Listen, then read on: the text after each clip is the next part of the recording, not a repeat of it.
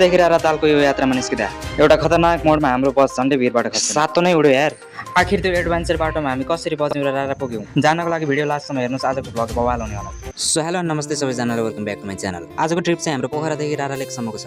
अहिले चाहिँ म पोखराको फेवातालमा आएको थिएँ। मौसम चाहिँ अचानक पानी पर्यो गाइस, त्यसैले म भिज्नुहुन्न, त्यही भएर हतार हतार गरेर म चाहिँ बस पार्कतर्फ भाग्दैछु। पोखरामा चाहिँ पानी पर्ने केही भरोसै हुँदैन कि जतिखेर पनि पर्न सक्छ। भर्खर पानी परिरहेको थियो, फेरि अचानक घाम लाग्यो। अहिले चाहिँ म कल्पना एयरबस भएको ठाउँमा आइसकेको छु। आजको ट्रिप पनि कल्पना एयरबसमै हुनेछ। आजको ट्रिप चाहिँ धेरै लङ हुनेवाला छ, त्यसैले सबै कुराहरू चेकचाक गर्नुपर्छ। खै त हाम्रो सञ्चालक भाइ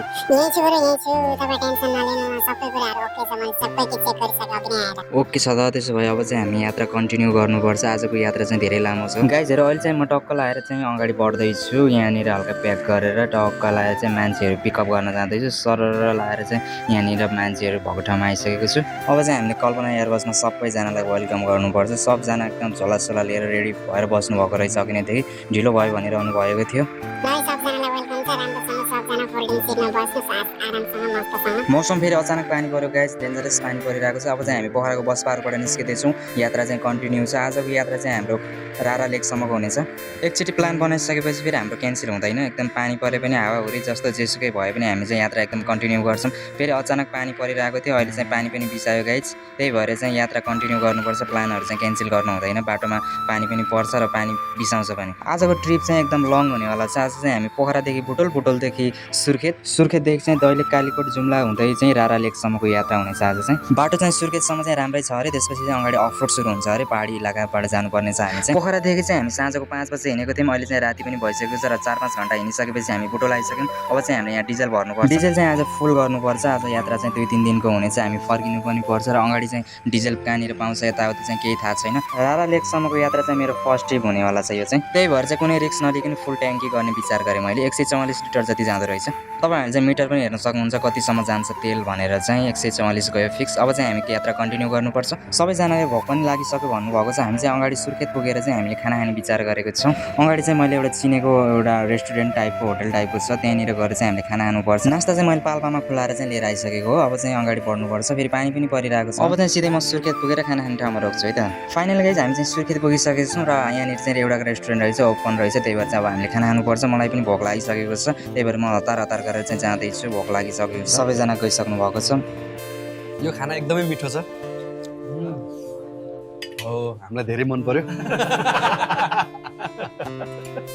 खानासाना खाएर बिल बुझाएर चाहिँ म अब हतार हतार चाहिँ गाडी स्टार्ट गर्नलाई अगाडि बढ्दैछु। अब चाहिँ हामी यो सुर्खेतदेखि चाहिँ एकदम छिटो यो रातभरिमा चाहिँ यो कालीकोट जुम्लासम्म चाहिँ पुऱ्याउनु पर्छ। त्यसपछि चाहिँ जुम्लाबाट अगाडि रारासम्म चाहिँ एकदम अफरोड पहाडी इलाका। अफरोड भन्नाले पिच पनि छ अरे र अफरोड पनि छ अरे। यो रुटमा चाहिँ म नयाँ हो, त्यस भएर मलाई केही कुराहरू खासै थाहा छैन। बाटोमा के छ भनेर बाटोको लोकेसनहरू चाहिँ खासै थाहा नभएको कारणले चाहिँ मैले यहाँ पुगेँ भनेर चाहिँ भन्न पाएको छैन। त्यही भएर चाहिँ माइन्ड नगरेर भिडियो चाहिँ अन्तिमसम्म हेरिदिनु होला, मजा आउनेवाला छ लास्ट। यहाँनिरको बाटो पनि अफरोड रहेछ गाइज र हामी जङ्गलको बिचबाट हिँडिरहेको छौँ। रातिको समय भएर होला, चारैतिर सुनसान छ र कतै पनि चहल पहल केही छैन। ओन्ली गाडी मात्रै हिँडिरहेको छ। रातिमा गाडी चलाउनुको मजा पनि छुट्टै छ। जो रमाइलो हुन्छ रातिमा गाडी चलाउन। रोडमा खासै जामहरू भेटिँदैन कि रातिमा चलाउँदा चाहिँ गाडी एकदम कन्टिन्यू हिँडिरहन्छ।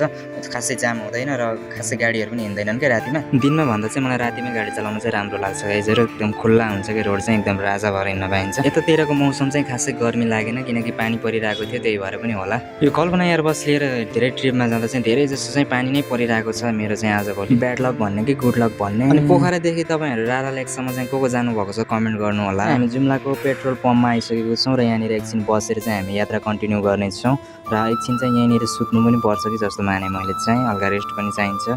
Good morning guys. अहिले चाहिँ हामी अब जुम्लादेखि चाहिँ कन्टिन्यू यात्रालाई सुरु गर्दैछौँ। राति चाहिँ मैले 5 बजीसम्म गाडी चलाएर चाहिँ 1 घन्टा चाहिँ यहीँ जुम्लाको पेट्रोल पम्पमा चाहिँ गाडी रोकेर रेस्ट गरेँ। जुम्लादेखि रारा लेकसम्म चाहिँ हल्का अफरोड भन्दा पनि पहाडी इलाका धेरै रहेछ। बाटो चाहिँ पिच रहेछ, ठिकै रहेछ बाटो चाहिँ। तर पानी पनि आज पनि परिरहेको छ। फेरि अफरोड छ बाटो चाहिँ एकदम दुःख छ भन्ने सुनेको थिएँ, तर खासै अफरोड रहेन। तर टर्निङहरू चाहिँ अलि धेरै टर्निङ रहेछ र पहाडी इलाका यस्तो टर्निङहरू त हामी काठमाडौँ जाने रोडैमै पर्छ। त्यही भएर चाहिँ मलाई खासै दुःख लागिरहेको छैन। फेरि अचानक पानी पऱ्यो, यहाँनिर चाहिँ एक्सिडेन्ट एक्सिडेन्ट भएको रहेछ कमानाको। टर्निङहरू चाहिँ अलिक धेरै नै टर्निङहरू रहेछ यहाँनिर चाहिँ। अब बिस्तारै जानुपर्छ, हामी चाहिँ अगाडि बढ्दैछौँ। अहिले चाहिँ हामी रारा लेकको छेउछाउमा आइसकेको छौँ गाइज, तपाईँहरूले देख्न सक्नुहुन्छ।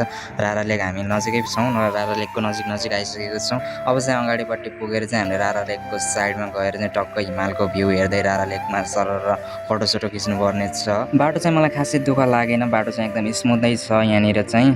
पोखरादेखि चाहिँ हिजो हामी साँझ 5 बजे हिँडेको थियौँ, अहिले चाहिँ समय भएको छ यहाँको 3 बजिरहेको छ। लगभग 22 घन्टा भयो चाहिँ हामी चाहिँ हिँडेको। भिडियो चाहिँ सर्ट्स भयो पनि मैले बिचबिचमा चाहिँ क्लिपहरू राखेर मात्रै भिडियो बनाएको छु। पुरा भिडियो चाहिँ बनाउनलाई चाहिँ अलिकति गाह्रै हुनेवाला हुन्छ। अनि चाहिँ यात्रा चाहिँ कन्टिन्यू भइरहेको छ गाइज। कल्पना एयरबसमा 2-3टा ट्रिप हानिसकेको छु र अचानक अफरोड सुरु भयो त यहाँनिरबाट त। पुग्ने बेलामा चाहिँ अलिकति अफरोड रहेछ, बाटो चाहिँ बन्दै रहेछ, त्यहाँनिर चाहिँ पानी अलिकति बढी नै रहेछ बाटोमा। हामीलाई गाडी चलाउन अलिकति गाडी चाहिँ हल्का चिप्लिरहेको छ। ओहो गाइजहरू हेर्नु त, ओहो गाडी त हल्का क्वालिटी ओइ ठोक्यो, कस्तो नमजाले ट्याङ्करसँग ठोक्यो यार। तर केही भएन, खासै केही भएन। कल्पना एयरबस एकदम बलियो छ क्या, केही जात भएन। अनि चाहिँ हामी हिँड्दैछौँ, के गर्ने अब, बाटो नै यस्तै छ, चिप्लिएर झ्याप्पै छोटिहाल्यो क्या। फेरि हल्का स्लिप पनि भइरहेको छ, ओहो देख्न सक्नु, हल्का क्वालिटी पनि रहेको छ यहाँनिर। अलिकति अफरोड पानी धेरै जमिरहेको रहेछ क्या, पानी चाहिँ अलिकति रोडबाट पानी नभएको भए चाहिँ चिप्लिन्थ्यो। उताबाट गाडीहरू पनि आइरहेको छ बिचरा। अब चाहिँ हामीले अलिकति अगाडि गएर चाहिँ रोक्नुपर्छ साइडमा, हल्का हिँडिरहेको छौँ। अगाडि एउटा अलिकति पिकनिक टाइपको बस्ने टाइपको घुम्ने ठाउँ छ अरे, अलिकति फोटोसोटो हान्ने टाइपको छ अरे। त्यहाँनिर अगाडि देख्न सक्नुहुन्छ तपाईँ। ओइ फेरि यहाँनिर एउटा गाडीलाई ठोकिदिएँ मैले, के भइरहेछ हौ। 22 घन्टा कन्टिन्यू गाडी चलाएको, हल्का निद्राले च्यापे जस्तो छ। त्यही माथि अफरोड, ओहो ओइ ल। अब चाहिँ हामीले गाडी यतै राखेर चाहिँ हामी जानुपर्छ। टक्क लाएर यहीँनिर राखिदिन्छु, मैले चाहिँ गाडी पार्किङ हानिदिन्छु। सबजनाहरू चाहिँ घुम्न गइसक्नु भएको छ र म चाहिँ अगाडि अब गाडी साडी लक गरेर चाहिँ सामानहरू टक्क सुरक्षित राख्नु पऱ्यो नि त सबैको। देख्न सक्नुहुन्छ अगाडि फेरि हिमाल, बाफरे रारा तालको पानी, आमा कलर त हरिब छ है भित्र। यस्तो जानु पऱ्यो कस्तो, ओहो ओए डुबाएन, धन्नै डुबाएन यार गाइज। पानी त अलिकति गहिरो नै रहेछ जस्तो छ, देख्न सक्नुहुन्छ पछाडि हिमाल, ओहो हरिब देखिरहेको छ, तपाईँहरूले पनि देख्न सक्नुहुन्छ। रारा ताल आएर चाहिँ 22 घन्टाको ड्राइभिङ चाहिँ एकदम स्मुथ तरिकाले चाहिँ सबै पखालिसकेँ मैले यहाँनिर। यो नजारा देखेर चाहिँ सबै थकाइ जति यहीँनिर चाहिँ गयो कि टक्क लाएर। अब चाहिँ म यहाँनिर निस्किएँ। र गाइजहरू तपाईँहरूलाई चाहिँ मेरो भिडियो कस्तो लाग्यो, भिडियो मन पऱ्यो भने लाइक कमेन्ट सेयर सब्सक्राइब गर्न चाहिँ नबिर्सिनु होला। र हामी चाहिँ पोखरादेखि रारा लेकसम्म चाहिँ 22 घन्टाको ट्रिपमा आएर चाहिँ जस इन्जोय गरौँ। अब चाहिँ हामीले अलिकति अगाडि पनि बढ्नुपर्छ र अब हामी फर्किनु पनि पर्छ। अगाडि हल्का केही ठाउँहरू घुमेर चाहिँ फर्किनुपर्छ। अब चाहिँ अगाडि बढेर चाहिँ अलिकति भिडियो चाहिँ एन्ड गरिदिन्छु guys. Thank you so much for watching.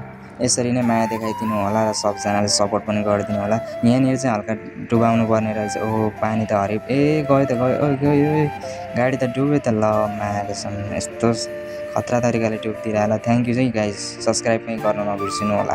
र नेक्स्ट भिडियो चाहिँ कहाँको चाहिन्छ, केन गाडीमा चाहिन्छ कमेन्ट पनि गर्नु होला।